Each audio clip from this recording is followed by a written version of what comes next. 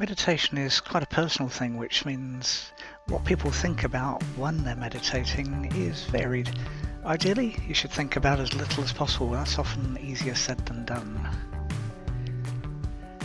Our minds are just like supertankers. They just don't stop and start in an instant.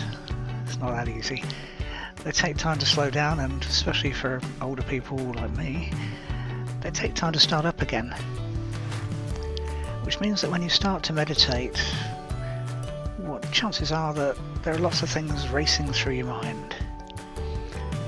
And of course, those thoughts are one of the reasons you're about to meditate. You want to get rid of them to an extent.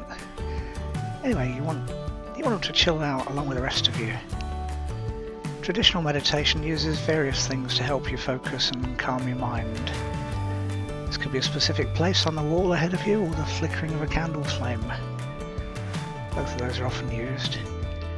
And both of those can work well, so long as you're not in some kind of teenager mode where you're just impatient and barely sit still, let alone focus. But hopefully that's not the case for you. Some people suggest you use, say, a chant or a mantra of some sort. Om is one of the ones that's regularly suggested.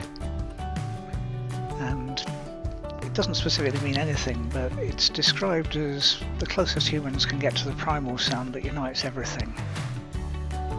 I'm probably not pronounced it right because I'm a Westerner, not from someone from Tibet, but in reality I'm of the opinion that it's a lot less about the actual mantra.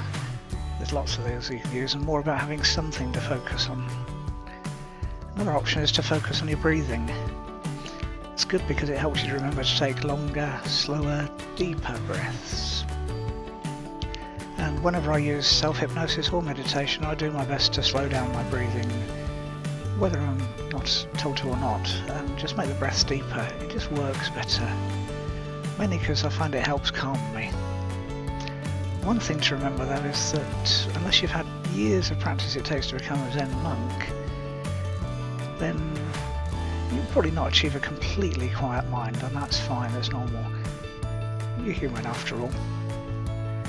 Just as you do your best to get as close as you can, that's all you can do, and the more you meditate, the easier this becomes, honest. And speaking of easy, the way I've been meditating for a very long time, years and years and years now, is by enhancing my meditation with binaural beats, and they're used in all sorts of different ways, but they operate by slightly confusing your brain, and in the process inducing whatever brainwave state they've been not designed to induce.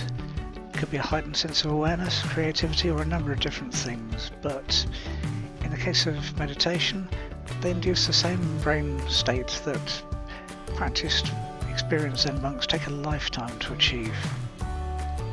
I've used several different programs over the years.